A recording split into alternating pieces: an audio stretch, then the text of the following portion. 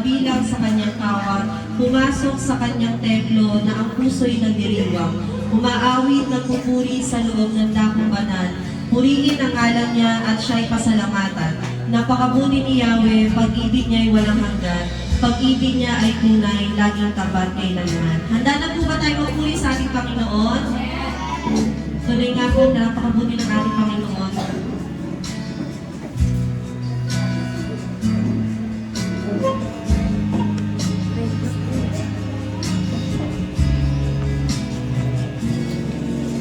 Bago po tayo magsimula, tayo po muna yung manalangin. Maraming salamat po, Panginoon, sa oras na ito na ipinagkaloob niyo po sa bawat isa sa amin. Salamat po, Panginoon, sa bawat isa na ginagamit niyo po sa inyong gawain, Lord God. Salamat po sa bawat kapatid na dinala niyo po ngayon dito, Panginoon. Kung sino man po mga kasama namin na wala pa dito, Lord God, patuloy po kayong kumilos sa kanilang mga buhay, Panginoon. Maraming salamat po sa kalakasan na ibinigay ninyo. Patawarin na rin po kami kung may nakikita po kayong kamalian sa aming puso, Lord God. Pakalinisin niyo po ito, Panginoon. Nawa po kami noon ng lahat na aming ginagawa ay maging banal at karapat-dapat sa inyong harapan, Lord God. Maraming salamat po. In Jesus' name we pray. Amen.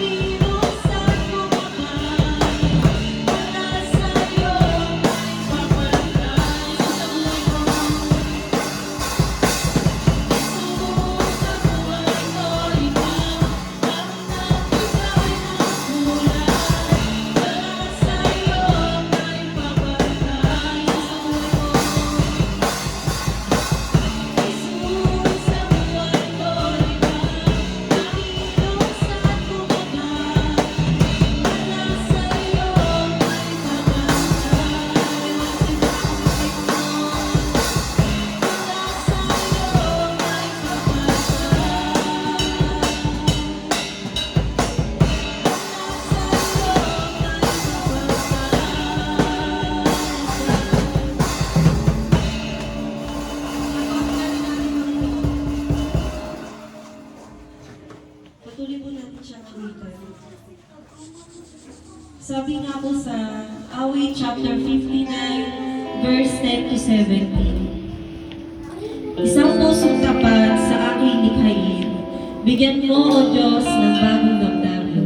Sa iyong harapay, huwag akong alisin, iyong banal na espiritu'y paghariin. Ang galak na dulot ng iyong pagliligtas, ibalik at ako po'y gawin mong tapat.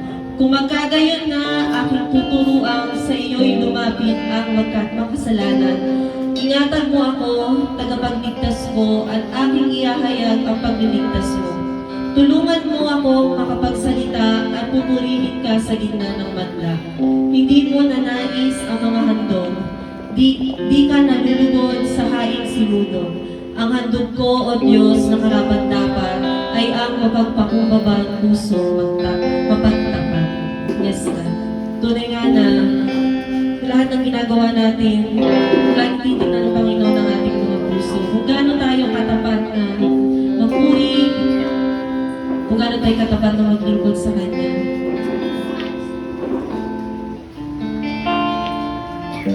Gawin ko natin panalangin ang awitin ito.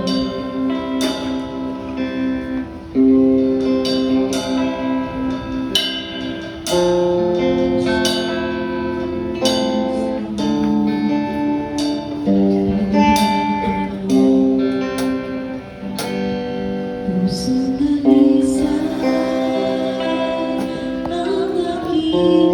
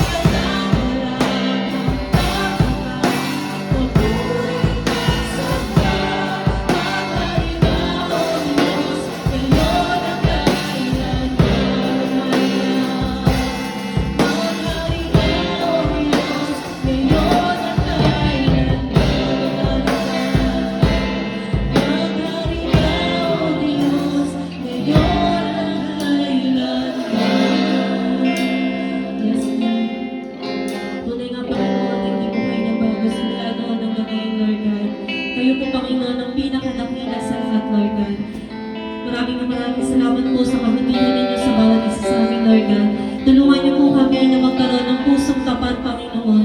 Tulungan niyo po kami, Lord God. Kayo po, Panginoon, ang laging panguna sa buhay ng bawat isa sa amin, Lord God. Maraming salamat po. Tulungan niyo po kami na maunawaan lahat ng inyong salita, Panginoon, na gusto niyo ipabatid sa bawat isa sa amin, Panginoon. Ano mo, Panginoon, ang struggle ng bawat isa sa amin, Lord God. Panatilihin niyo po, Panginoon, na magkaroon kami ng pusong tapat, Panginoon, at pusong handang maglingkod sa inyo, Lord God, sa kabila ng lahat. In Jesus' name we pray. Amen.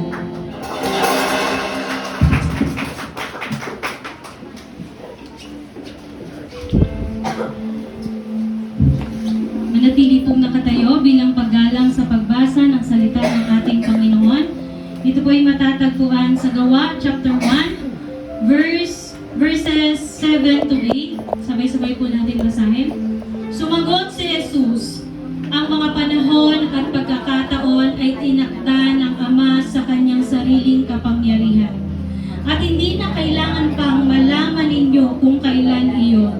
Subalit, tatanggap kayo ng kapangyarihang pagbaba sa inyo ng Espiritu Santo at kayo'y magiging mga saksi ko sa Jerusalem, sa buong Judea at sa Samaria at hanggang sa dulo ng daigdig. Tayo pong lahat ay manalangin. Panginoon, tunay nga Lord na Ikaw ang siyang tumawag sa mga anak mo, Panginoon. Simula sa iyong mga apostol hanggang sa mga sumusunod sa iyo sa panahon na ito, Panginoon, at nananalig at nananampalataya sa iyo. Ama, dalangin ko nawa sa tulong ng iyong banal na Espiritu sa pamamagitan ng aming Panginoong Jesucristo, hayaan mo na ikaw po ang patuloy na maglagay sa labi ng iyong mga anak ng mga salita, Panginoon, na aming napakinggan sa pamamagitan ng sulat ng iyong mga apostol. Empower your church through your Holy Spirit, Lord God, na katulad ng pangako mo, Panginoon, sa Book of Acts, O God. Ama, ipaunawa mo sa amin, Panginoon, ang pinagmulan ng iyong panambahan, ng iyong iglesia, Panginoon. Lord, give us wisdom and knowledge to understand itong narrative na aming pag-aaralan sa umagang ito.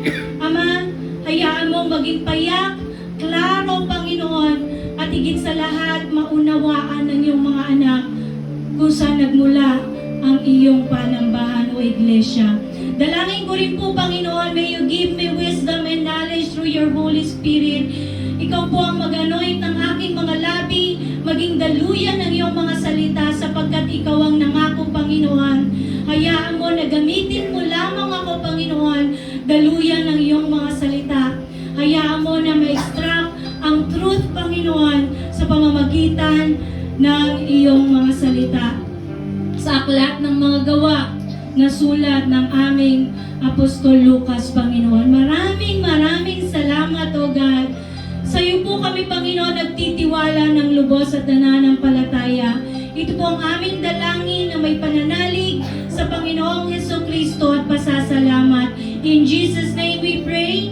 Amen and amen. Ayan, tayo po'y mag-aral muli. So last week po ang pinag-aralan natin ay aklat ng Judas o aklat ni Jude.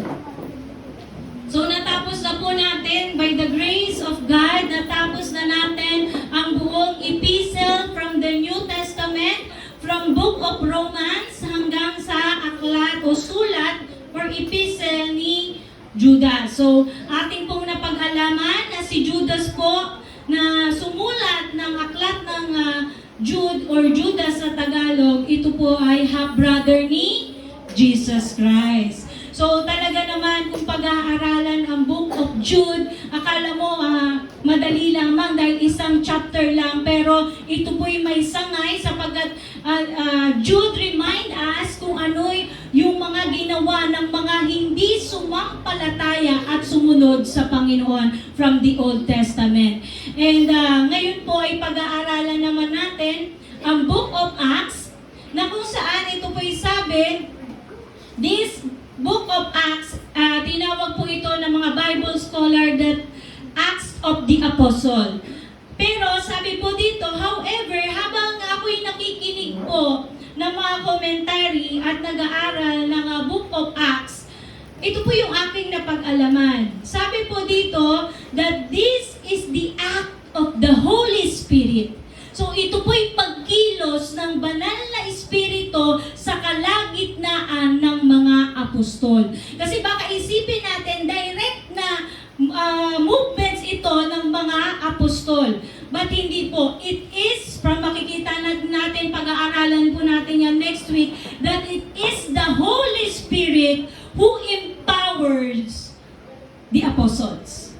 So it is the acts of the Holy Spirit sa pamamagitan ng pananampalataya ng mga apostol. So sabi po dito, yun po yung aking napag-aralan. So this book will emphasize the accurate account of birth and growth of the church. So sabi nga nung sa ating pag-aaral na theology, that it will emphasize, itong Book of Acts is the history of the church. Sabihin mo sa katabi mo, history of the church.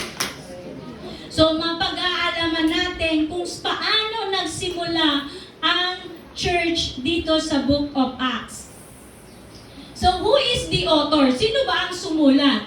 So ang answer po natin dito ay si Luke. At maraming patunay dito na si Lucas po ang sumulat nito. So, ngayon, sino ba si Lucas? Background checking lang po. Ito po yung mga key verses na kung saan si Lucas po ang patunay na sumulat nito. So, who is Luke? He is the author of the Gospel of Luke, Jesus' life and teaching. So, alam natin, isa siya sa mga sumulat ng 4 Gospel. So, si Lucas ay isa sa mga sumulat. So, makikita naman natin dyan, Lucas. So, from dun sa kanyang pangalan, siya po ang sumulat ng Gospel of Luke, Lucas.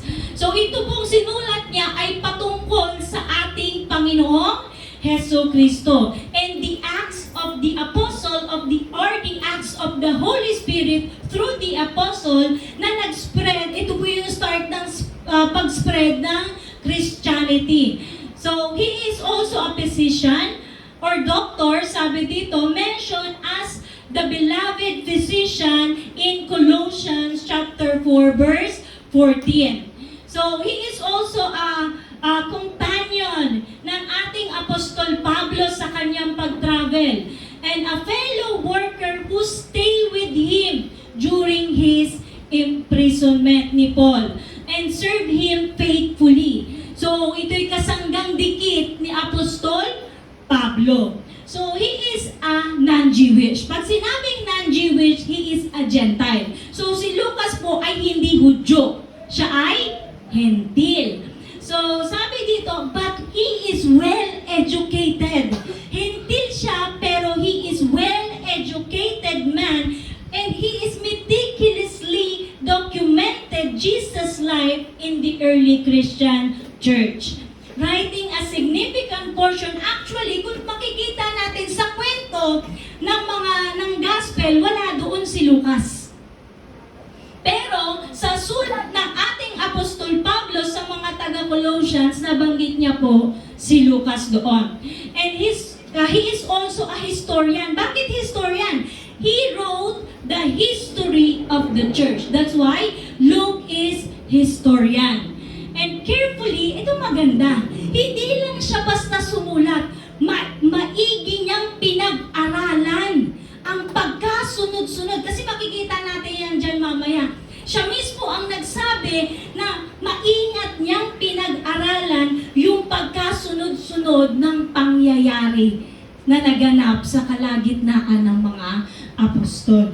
So, investigating accounts to provide an orderly narrative. So, yung kwento ng pagkasunod-sunod ng pangyayari sa kalagitnaan ng mga apostol kasama ni Jesus.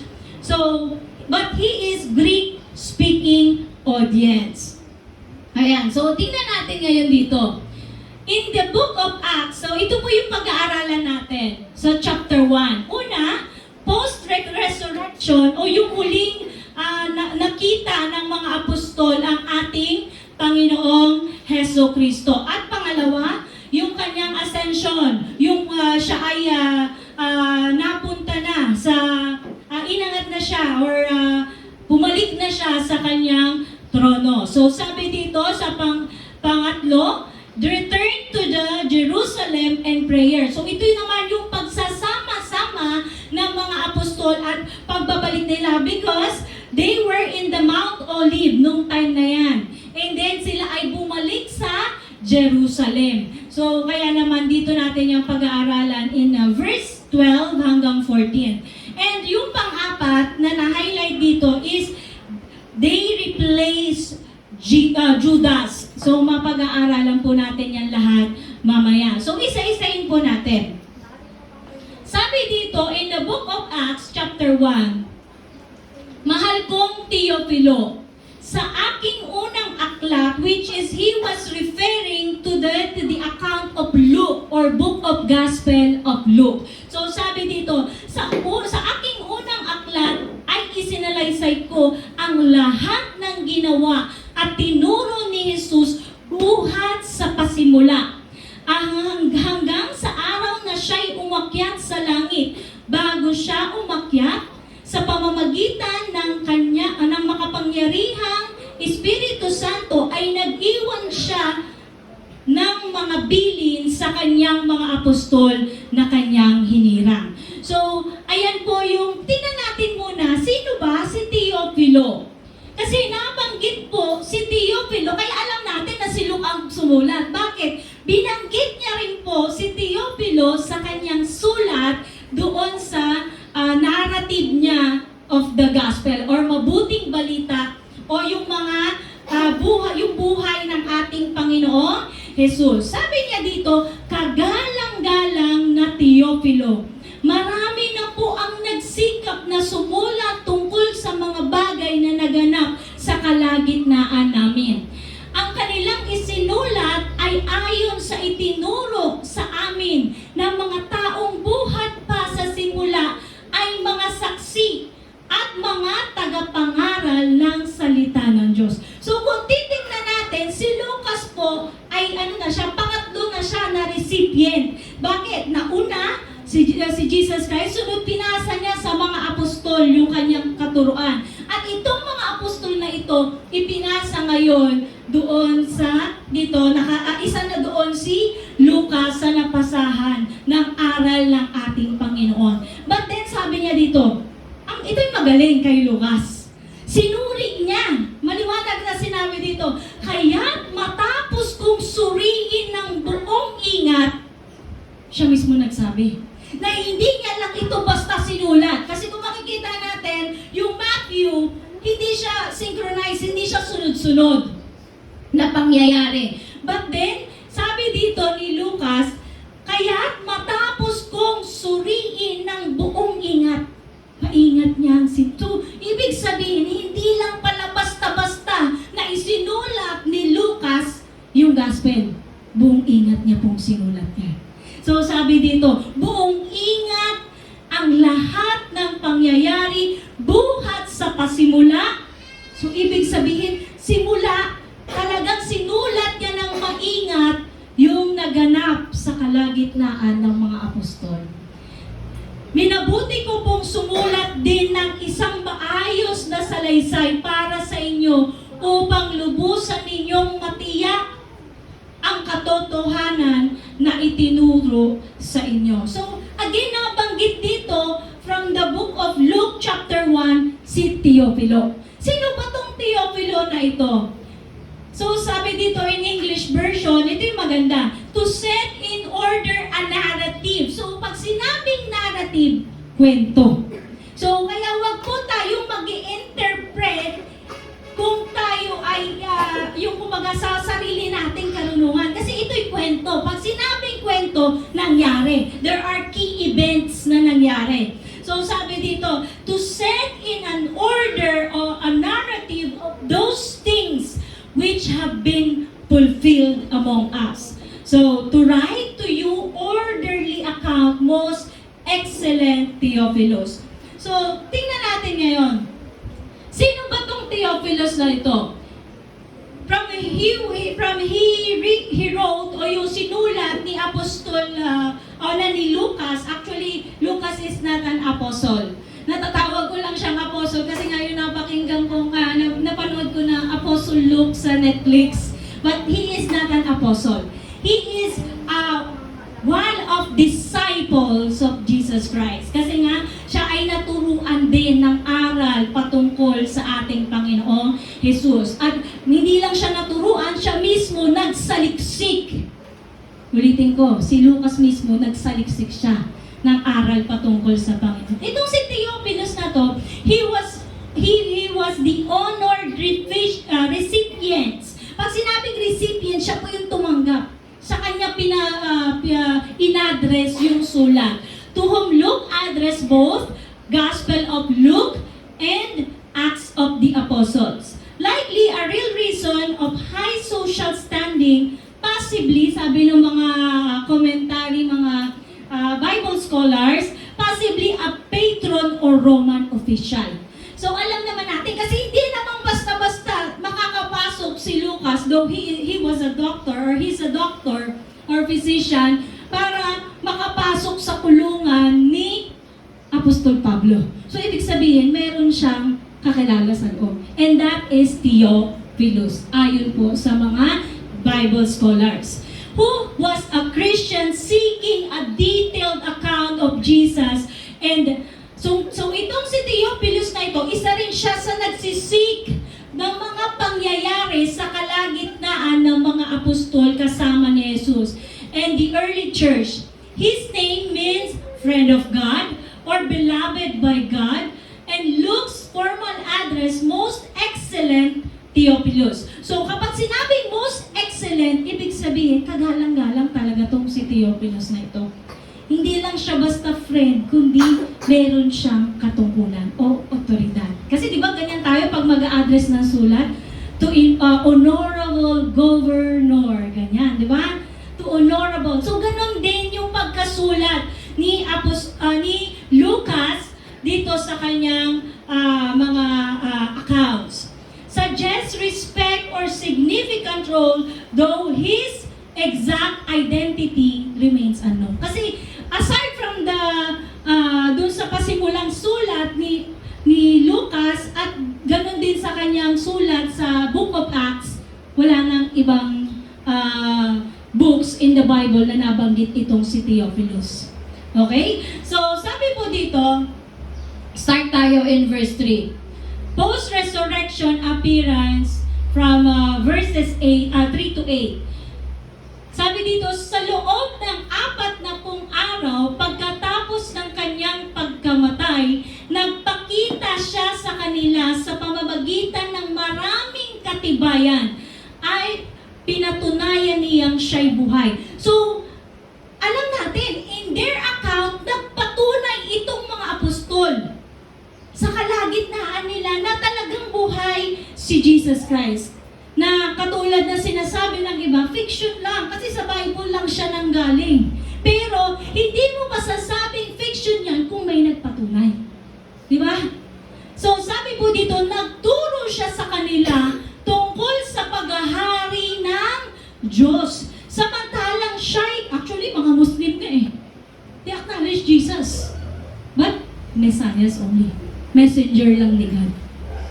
So, sabi dito, samantalang siya'y kasama pa nila, pinagbilinan sila ni Jesus. Ano yung bili ni Jesus Christ? Huwag muna kayong aalis sa Jerusalem. Sa halip, hintayin ninyo roon ang ipinangako ng Ama na sinasabi ko sa inyo. Si Juan ay nagbautismo sa tubig, ngunit di magtatagal ay babautismuhan kayo sa Espiritu Santo. So, ito po yung sinabi o utos ng Panginoon sa mga apostol. Hintayin nila yung baptism of the Holy Spirit bago sila umalis sa Jerusalem. So actually, itong Book of Acts ay kwento. Kaya sabi mo sa katabi mo, huwag kang matutulog. Baka habang nagkukwento dito, natutulog na kayo dyan, ha? So sabi dito, ngunit di magtatagal at babautismuhan kayo sa Espiritu Santo. So sabi dito, nang magkatipon si Jesus at ang mga alagad, nagtanong sila kay Jesus, Panginoon, itatatag na po ba ninyo muli ang kaharian ng Israel? Kasi yun yung sinabi ni Jesus, di ba? Bago ba sa kanila ang bagong Jerusalem? Boldly sinabi ng Panginoong Hesus yan. Kaya nagtanong, itatatag na po ba ninyong muli ang kaharian ng Israel? Kaya nagtanong yung mga alagad. Sumagot si Jesus, ang panahon at pagkakataon ay itinakda ng Ama sa kanyang sariling kapangyarihan. Kung sa mga apostol nga hindi sinabi, how much more yung mga kung hindi nakasama ni Jesus Christ sa panahon natin ngayon. Diba? Na nagsasabing itong 2026, 2030, darating na. Walang nakakaalam. Kasi even apostle, hindi sinabihan direkta ng Panginoon kung kailan mismo yung araw na dadating siya at babalik siya. Amen po ba? Kaya kung may naririnig kayo na sa taong ganito darating si Jesus, huwag kayong maniniwala. Amen? Sabi mo sa katabi, huwag kang maniniwala. Kasi naglabasan na po, lalo na sa social media, napakadaling ipasa na po ang mga kwentong walang katotohanan. Amen po ba? So sabi dito, hindi na kailangan pang malaman ninyo kung kailan iyon. Amen? Sabi mo sa katabi mo, hindi mo na kailangan malaman kung kailan. Ang nais ng Panginoon sa kanila, hintayin nila ang pagbaba ng banal na Espiritu na kung saan ito po yung pangako sa, ayan, sabi dito, ayan. Subalit, tatanggap kayo ng kapangyarihan pagbaba sa inyo ng Espiritu Santo. Kayo'y magiging saksi ko sa Jerusalem at buong Judea at Samaria hanggang sa dulo ng daigdig. So kapag dating ng banal na Espiritu, sila ay magiging witness. Sabi mo sa katabi mo, witness. Magiging saksi ng Panginoon. At ayan po yung naganap. Kaya hanggang sa kasalukuyan, tumatanggap tayo ng aral ng Panginoong Jesucristo. Kasi kung wala itong saksi or witness ng mga apostol, baka wala tayo dito. Amen? Sabihin mo sa katabi mo, salamat sa Diyos. Sa kanyang mga apostol. Amen? Kasi dumating hanggang sa kasalukuyan natin at hanggang sa mga henerasyon na darating, ipapaalam kung ano ang ginawa ni Jesus Christ para sampalatayaan ng mga nilikha ng Diyos. Amen?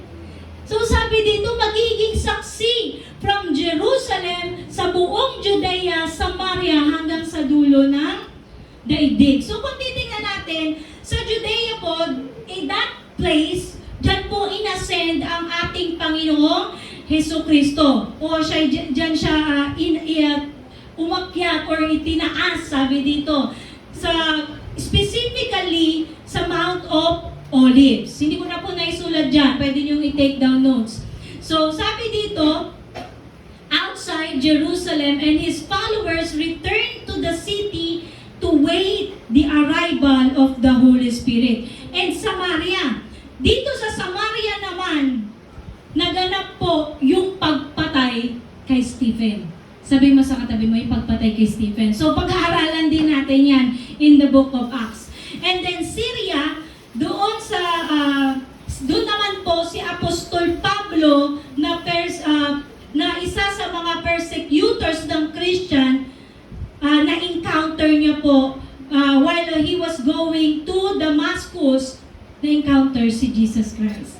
And Cyprus and Galilea, dito naman yung key events na kung saan nangyari po na dinedicate ang church in Antioch of Syria, na kung saan na-spread po yung gospel ng Panginoon, hindi lamang sa mga Hudyo, kundi din sa mga Hintil. Amen po ba? And Jerusalem controversy between Jewish, Christian, and Gentile over the matter of keeping the law. So, dyan natin makikita lahat ng isinulat ng mga apostol. Kaya nauna yung sulat ngayon, mas mauunawaan ninyo bakit sinulat yung sulat sa Galatia, Bakit sinulat yung sa 1st and 2nd Corinthians? Bakit sinulat? Dito natin siya lahat pag-aaralan in the book of Acts. Okay po ba yun? So, kaya naman, please stay with me sa pag-aaral ng narrative kasi kwento po ito. Ayan. So, sabi dito sa sumunod, ito yung promise ng Lord na Holy Spirit na kung saan binanggit din sa account ni Juan. Sabi dito, kung if Jesus was the one yung nagsasalita po dyan, kung iniibig ninyo ako, tutuparin ninyo ang aking mga utos. Dadalangin ako sa Ama upang kayo'y bigyan niya ng isa pang patnubay na magiging kasama ninyo magpakailanman. Siya ang Espiritu ng katotohanan. So, ibig sabihin, once the Holy Spirit is in that person, kasi sinabi niya po yan sa mga apostol niya, that is the Spirit of truth. Amen? Siya yung Espiritu ng katotohanan na hindi matanggap ng sanlibutan sapagkat siya'y hindi nakikita. Kaya no wonder, hindi mo maku-question yung mga walang pananampalataya kasi hindi talaga nila kilala. Kasi hindi nakikita ang banal na Espiritu. And for us, that is supernatural. Amen? Yung pananampalatayang meron tayo, hindi kayang ipaliwanag ng sarili nating kaisipan. Amen? So, kasi tayo mismo, hindi naman natin na-witness si Jesus Christ. Nanampalataya, kaya sinabing mapalad ang sumampalataya kahit hindi siya nakita. Kahit hindi natin mismo nakita si Jesus Christ. And alam niyo ba yung proof na tayo'y sumampalataya? There is transformation. Sabihin mo sa katabi mo, na-transform yung heart. Yung dating ikaw na makasalanan, na hindi kayang labanan ang kasalanan, ngayon napagtatagumpayan na ang kasalanan. Amen? Kasi alam natin yan. In our human nature, hindi natin kayang labanan ang kasalanan. Kasi kasalanan nga yung naghahari sa atin eh. But when we accept the Lord Jesus Christ, napaglabanan natin ang kasalanan. Hindi dahil sa ganang sarili natin, kundi sa tulong ng banal na Espiritu. Siya yung magiging gabay natin. Though hindi siya matanggap at hindi kinikilala ng salibutan kasi hindi siya nakikita. Ngunit, nakikilala ninyo siya sapagkat siya'y nasa inyo at siya'y mananatili. Kaya dwelling eh. Dwelling yung banal na Espiritu. Sabi mo sa katabi mo, nananatili. Nag-a-abide siya sa tao. Nananatili siya sa tao. Ayun yung sinabi. And sabi dito, hindi ko kayo iiwang mga ulila. Babalik ako sa inyo. Kaunting panahon na lamang at hindi na ako makikita ng sanlibutang ito. Ngunit ako'y makikita ninyo sapagkat buhay ako, mabubuhay rin kayo. Sa araw na iyon, ay malalaman ninyong ako'y nasa Ama at kayo naman nasa akin.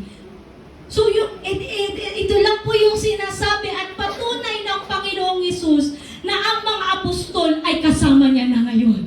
Amen? Sabi kaunting panahon na lang eh. Hindi sila makakasama in their human nature unless they die. Kasama na nila sa piling. Kasama nila ang Panginoong Hesus. Kasi sabi kaunting panahon na lang, mabubuhay rin kayo. So, ibig sabihin, they have to die in the flesh. Literally, namamatay. At makasama. At that time, alam natin na sila'y kasama na. Sabi dito, sa araw na iyon, malalaman ninyong ako'y nasa Ama. At kayo nama'y nasa akin. At ako nama'y nasa inyo. Amen? Ang tumatanggap sa mga utos ko, hindi lang tumanggap ng isang beses ha. Tumatanggap. So, ibig sabihin, continuously accepting the command of God. Amen?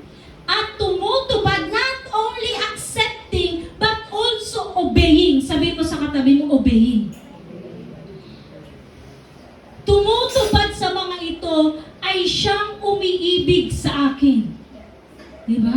Hindi mo lang basta tinanggap, kundi susundin. Sabi mo sa katabi mo, susundin. Yan ang patunay na nasa atin ang banal na Espiritu. Kung sumusunod tayo sa Panginoong Hesus Kristo. And then sabi dito, ang umiibig sa akin ay iibigin ng aking Ama. Iibigin ko rin siya at ako'y lubusang magpapakilala sa Kanya. At yun yung nangyari kay Lucas. Nagpakilala sa Kanya ang Panginoong Hesukristo through the writings of the apostles. Kasi masuring yung pinag-aralan eh. Amen po ba? So sabi dito, ngunit pagdating ng patnubay, nasusuguin ko mula sa Ama ang Espiritu ng katotohanan, inulit-ulit, Espiritu ng katotohanan, na nagmumula sa Ama, siya ay magpapatotoo tungkol sa akin. At magpapatotoo rin kayo tungkol sa akin sapagkat kasama na ninyo ako buhat pa sa simula. Kaya yun yung writings ni ni Lucas. So sabi po dito, pangalawa, the ascension. Pagkasabi nito, si Jesus ay inakyat sa langit habang ang mga alagad ay nakatingin sa Kanya at natatakpan siya ng ulap habang sila'y nakatitig sa langit at siya'y inaakyat, may dalawang lalaking nakaputi na lumitaw sa tabi nila. So, scholars believe that those were angels. Okay? But for us, hindi nakasulat. Sinabi lang, dalawang lalaking nakaputi. Sabi nila, kayong mga taga-Galilea, bakit kayo nakatayo rito at nakatingin sa langit? Itong si Jesus na umakyat sa langit ay magbabalik gaya ng nakita ninyong pag-akyat niya. Kaya yun yung reference nila. Kasi mismo, yung dalawang angels na nagsabi or yung itong dalawang lalaki na ito na nagsabi kung paanong inakyat si Jesus, ganun din siya bababa. So ito yung mga reference natin sa pagbalik ng Panginoong Hesukristo.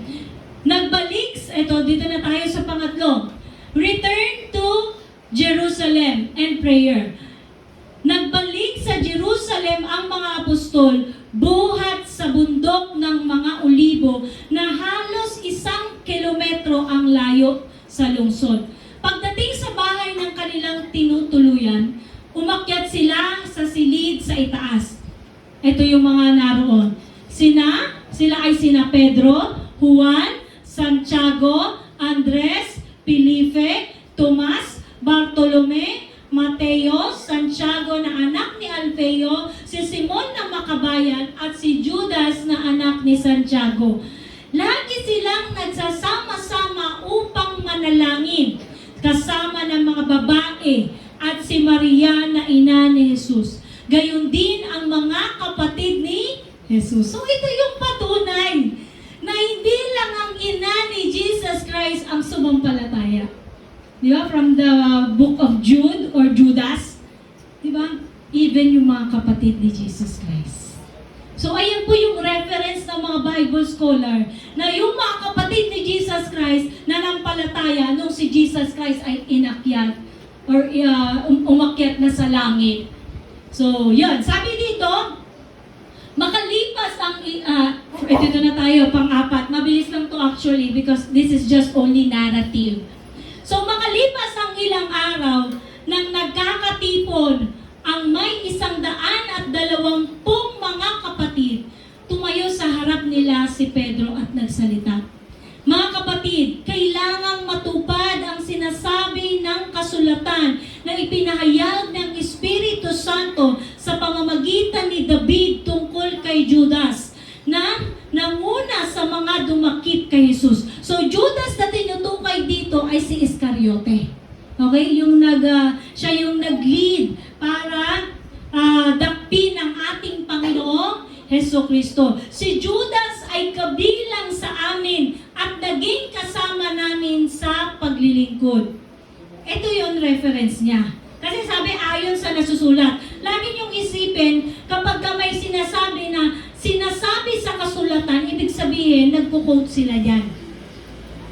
Ito yon sa Awit 41 verse 9. Even my close friend, someone I trusted, who share my bread, has turned against me. So, ibig sabihin, na-quote na siya ni David. At nasa katuparan din siya sa panahon ng Panginoong Hesukristo. Na even close friend nga di lang basta close friend, someone I trusted, pinagkakatiwalaan. Di lang pinagkakatiwalaan, isa pa siya sa napili bilang mga apostol. Who shared my bread, kasama nilang kumain, kababahagi nila ng tinapay, pero siya ay tinalikdan. Naupo ba natin? So sabi dito, in verse 18, ang kabayaran ng kanyang pagtataksil ay binili niya ng lupa. So yung perang natanggap ni Judas, binili niya ng lupa. Na kung saan doon siya nahulog ng patiwarik at sumabog ang kanyang tiyan at lumabas ang kanyang bituka.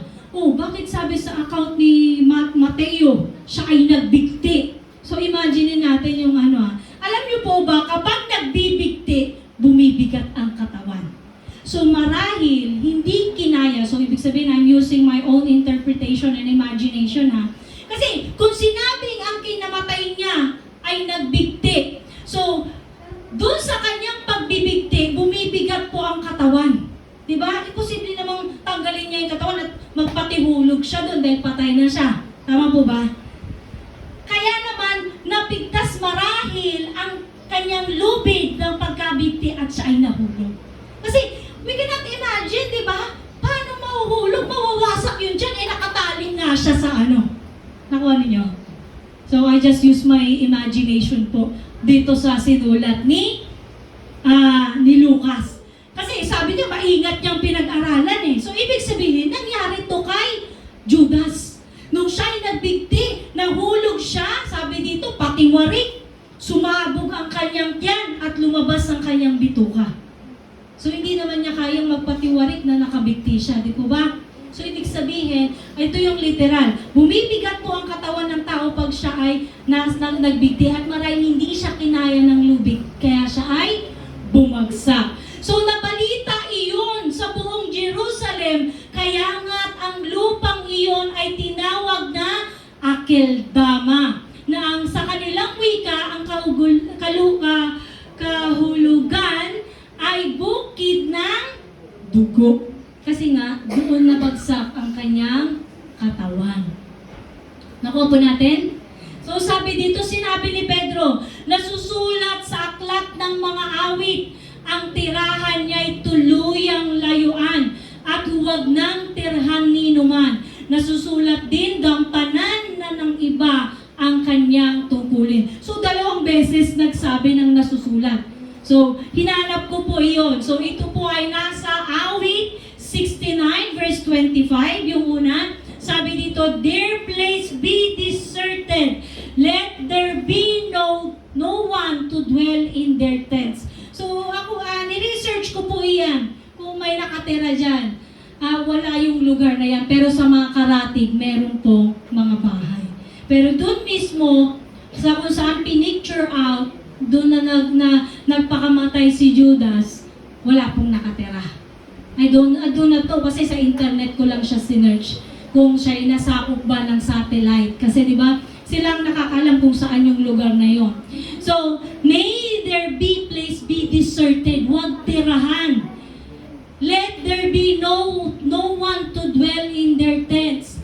Kaya sabi dito, Psalm 109 verse 8, let his days be few and let another take his office. Kaya naman, doon yung nag-conclude ang ating mga apostol na dapat siyang palitan. Kaya sabi dito, kaya dapat pumili ng isang makakasama namin bilang saksi sa muling pagkabuhay ni ni Jesus, kailangan, so ito yung standard ng kanilang pagpili. Hindi lang basta sila nagpalabunutan. Kasi sa panahon natin yun, sino kaya ang gagawin nating pastor, palabunutan natin?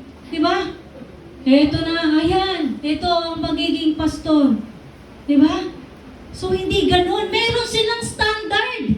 Kailangan siya ay isa sa kasama namin ng buong kasama namin ang Panginoong Hesus. So, ibig sabihin, nandoon na siya. Nag-i-exist siya. Kasama siya. Mula ng bautismuhan ni Juan si Jesus hanggang siya ay inakyat sa langit. Kaya, minungkahin nila sa dalawang lalaki. So, nagbigay sila ng suggestion. Hindi naman na sumulat lang, mini, mini, mo. Ito. Si Jason. Diba?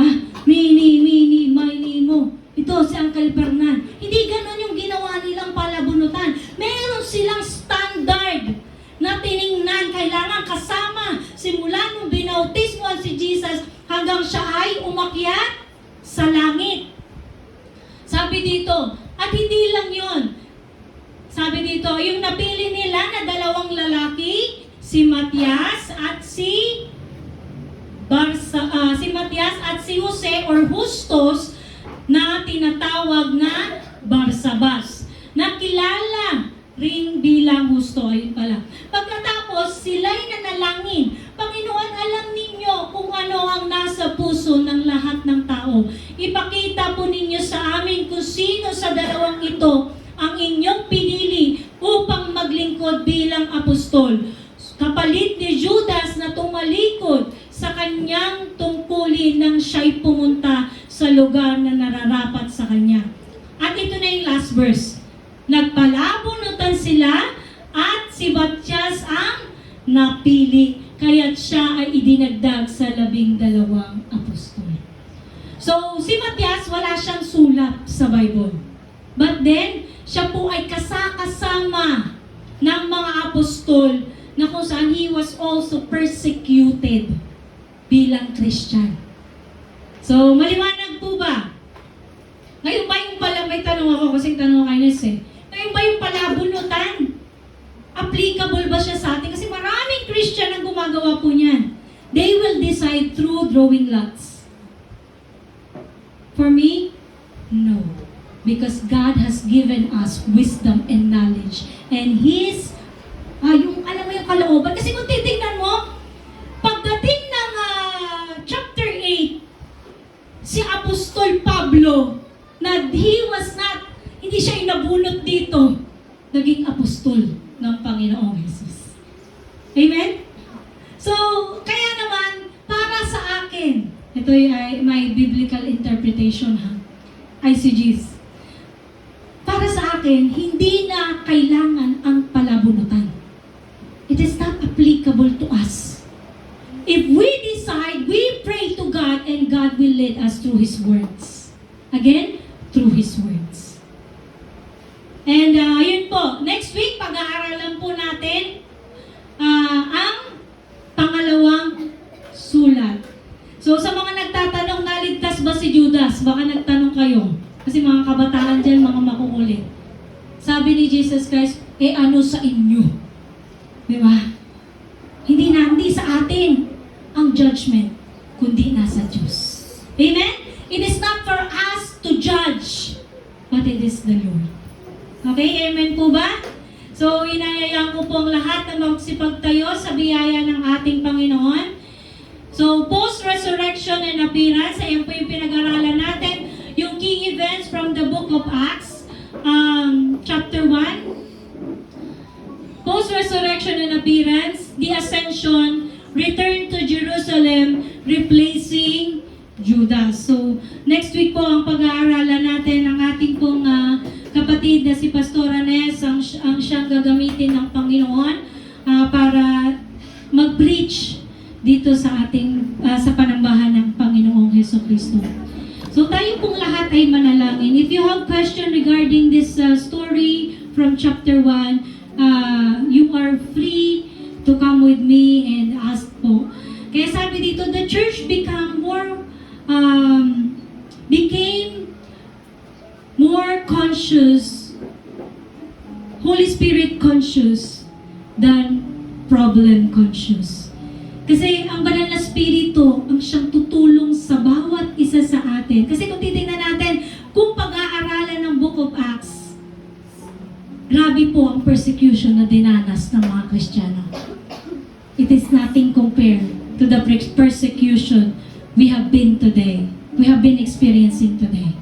But only one thing I am certain, God is working in our midst. Amen? God is working in our lives.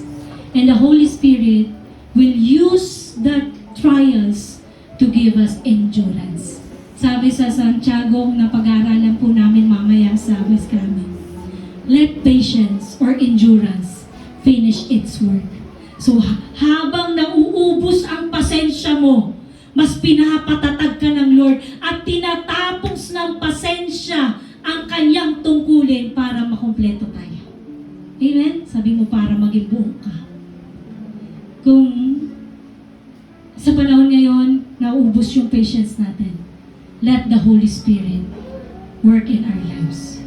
Because the Holy Spirit is powerful. Amen? Kung paano niyang in-empower yung mga apostles niya, I believe He will also empower the apostles. The disciples sa panahon natin ngayon. Amen? Tayo pong lahat ay manalangin. Lord, maraming salamat, Panginoon, sa banal na spirito mo na kumilos at kumikilos sa iyong iglesia sa panahon ng mga early Christians, O God, hanggang sa kasalukuyan at sa hinaharap. This is the same Holy Spirit na tinanggap namin sa buhay namin, Lord, because we believe we are walking in the truth through your words. Sa mga sulat ng apostol na pinagkaloob mo po sa amin upang kami makakilala ng lubusan sa iyo, katulad ng pagkakilala ni Lucas, Panginoon, sa kanyang sulat, O God. Lord, hayaan mo rin sa panahon ngayon, empower your church through your Holy Spirit. And we ask, O Lord, sinabi mo, Panginoon, ikaw ang siyang dadalangin sa Ama upang bigyan kami ng banal na spirito. That's why we are praying to you, Jesus. Sabi mo, Panginoon, sa book of John chapter 15, O God, ikaw ang siyang dadalangin sa Ama upang pagkalooban kami ng banal na spirito. That's why we are praying to you, O Lord Jesus, that may you give the Holy Spirit to those people na sinisik ka, Panginoon, ng buong puso. Lord, ito may mga kamag-anak namin, ito may mga kapitbahay namin, ito may, Panginoon, mga kaibigan namin, katrabaho namin, Lord. Kami po'y nagtitiwala kung paano kang nagpakilala, Panginoon, kay Lucas, sa iyong disipulo, Panginoon, maging sa amin, Lord God, magpapakilala ka rin po sa mga mahal namin sa buhay. Lord, we believe in the power of your Holy Spirit na siyang nananahan sa aming puso, Panginoon. Hayaan mong manatili kami sa katotohanan ng iyong salita. Ama, sa mga pinag-aaralan namin, patuloy mong i-instill sa puso't isipan namin, Panginoon, na anumang gawa ng kaaway, mga katuruang mali, Panginoon, kami po ay mag-stand sa katotohanan. Sapagkat ang Espiritu mo ay Espiritu ng katotohanan, Panginoon. Huwag mo pong hayaan na makompromise yung pananampalataya ng mga anak mo dito sa Jacobs BCI. Minuyan, maging West Kramen, maging sa mga kapatiran namin sa Dakuman, Panginoon, ng bahay panambahan nila, O God. Lord, I pray na ikaw po ang kumilos sa buong iglesia mo sa buong mundong ito, Panginoon. Maraming salamat. Maging Lord, sa gagamitin mo, Panginoon, next week kay Nes, empower her lips through your Holy Spirit. And even yung mga ini-equip mo, Panginoon, sa panambahang ito, may you empower our lips through the Holy Spirit, through the Word na nananatili sa aming puso't isipan. Maraming salamat, Lord, Sa iyo po ang papuri, parangal, pagluwalhati. In Jesus' name we pray. Amen and amen.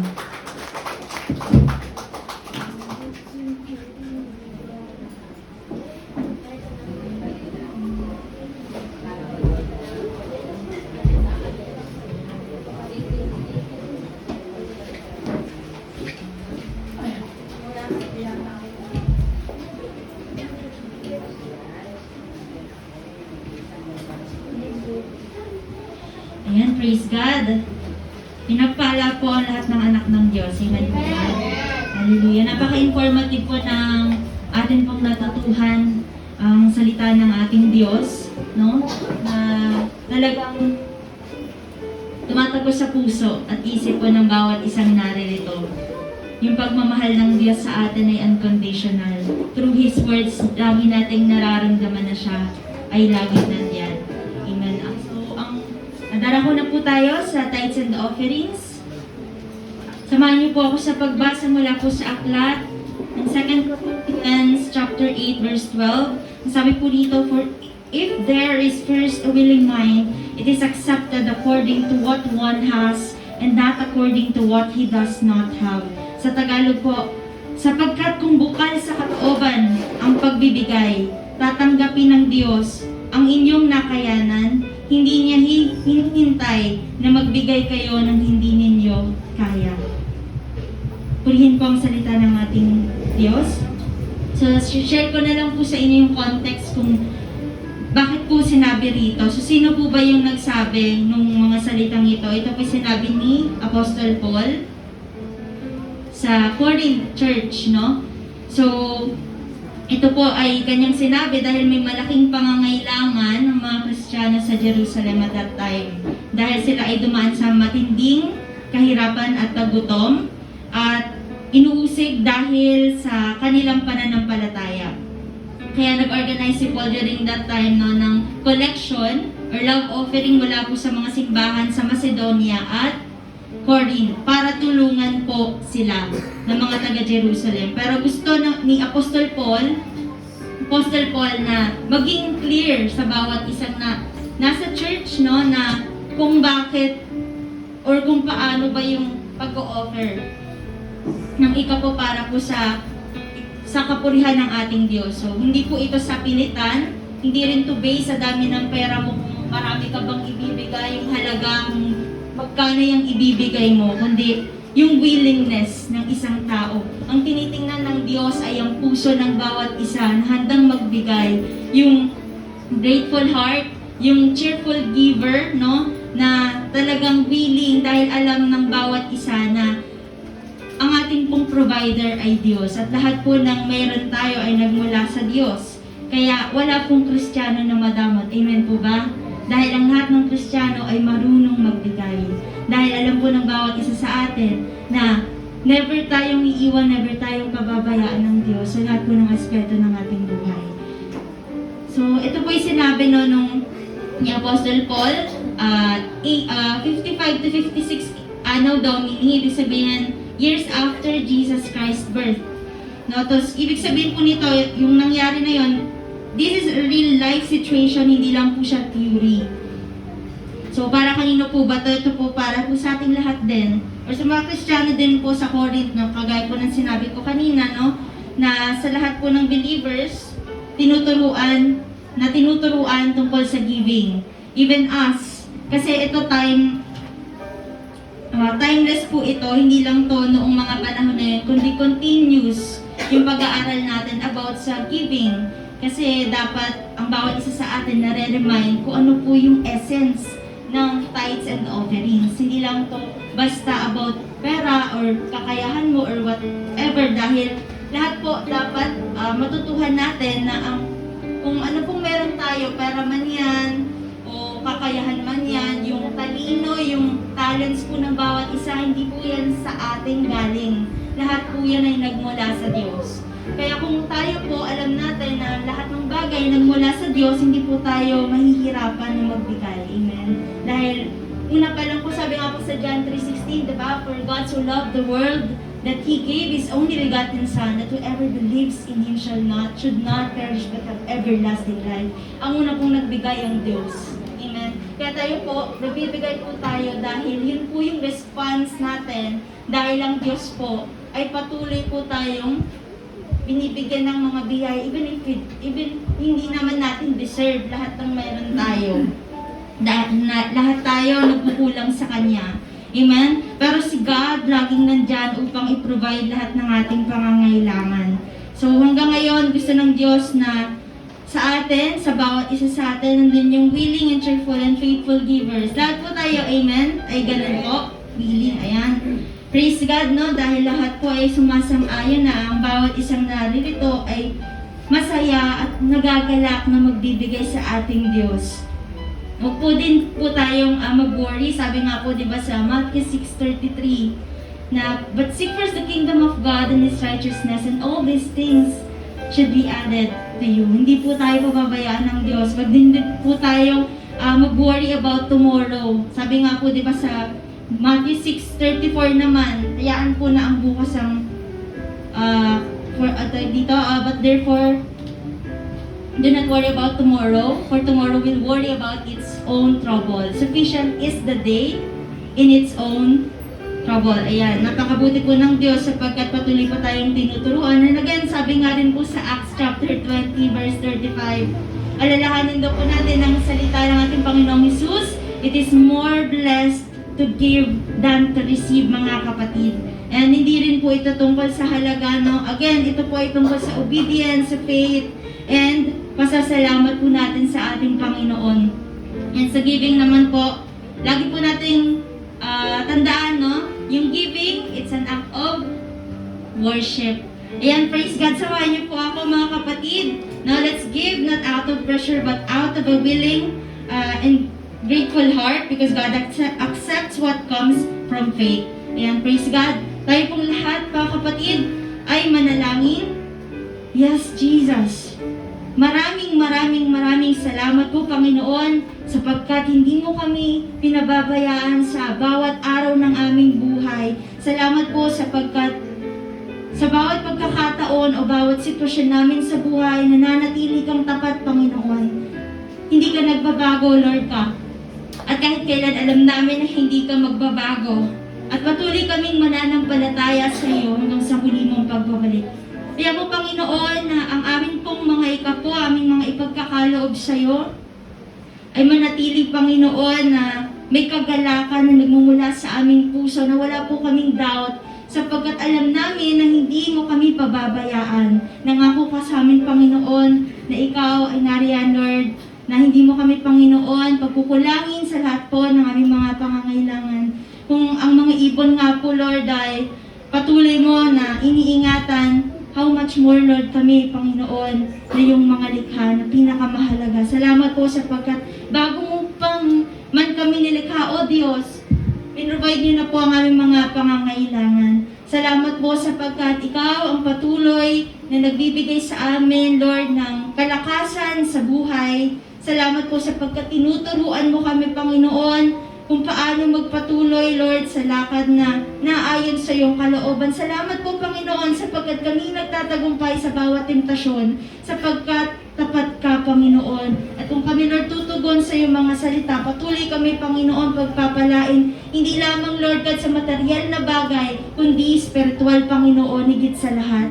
Lord, kailangan ka namin in our everyday lives. Patuloy ka nawa, Panginoon, na magbigay sa amin ng ilaw, Panginoon, nang sa gayon, alam namin kung saan kami, Lord God, tutungo na naayon sa iyong kalooban. Ano man kung nakikita mong karumihan sa amin pong kalooban, Lord, sa aming pagkatao, cleanse our hearts, our minds, Panginoon, at palitan mo ng pusong may kagalakan handang maglingkod sa iyo, Lord. At sa amin pong ibibigay, nawa, Lord, nandun po yung willingness, yung grateful heart, Panginoon, yung faithful, Panginoon, na giver, a cheerful giver, Lord God. Nawa, Panginoon, ng bawat isa, lahat po ng talento, o anuman pong yaman sa mundong ito ay pagkatiwala sa iyo, sapagkat lahat ng ito ay nagmula sa iyo. Lord, sino man pong, Panginoon, ang may sakit na nakikita mo, Lord God, financially man yan, O God, emotionally, mentally, physically mula ulo hanggang talampakan. Ikaw ang siyang magpagaling, Panginoon. Naniniwala kami, we have faith in you, Lord God, na kaya mo pagalingin ang anumang pong sakit, Lord, na nakikita mo. We believe, Lord God, na through prayer, sasagutin mo ang lahat ng ito nang naayon sa iyong kalooban. Lord, patuloy mo, Panginoon, panghawakan ng bawat isa ang aming pananampalataya na hindi mawala, Panginoon. Bagkus, Lord, patuloy na sama-sama kami, Lord God, na patuloy, Panginoon, mag-improve, Lord, spiritually, Panginoon, na lumago sa pananampalataya hanggang sa muli mong pagbabalik. Lord, lahat ng ito, Panginoon, ay iniaalay namin sa iyo, pinagpapasalamat namin sa iyo, sa dakilang pangalan mo. Ito po ang aming panalangin, sa pangalan ng aming Panginoong Jesucristo na aming tagapagligtas, at sa tulong at gabay ng Banal na Espiritu. Everybody say, Amen.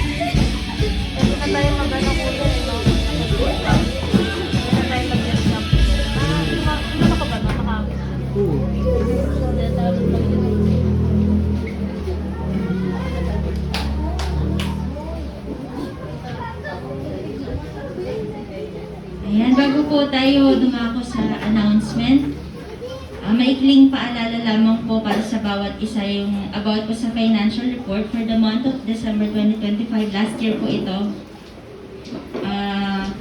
Yung sa operational expenses, tignan po natin yung expenses para yung for transparency po ito kung saan po napupunta yung fund ng church po, no? So yung sa operational expenses, una po yung church rental fee, nagkakahalaga ng 4,000 pesos.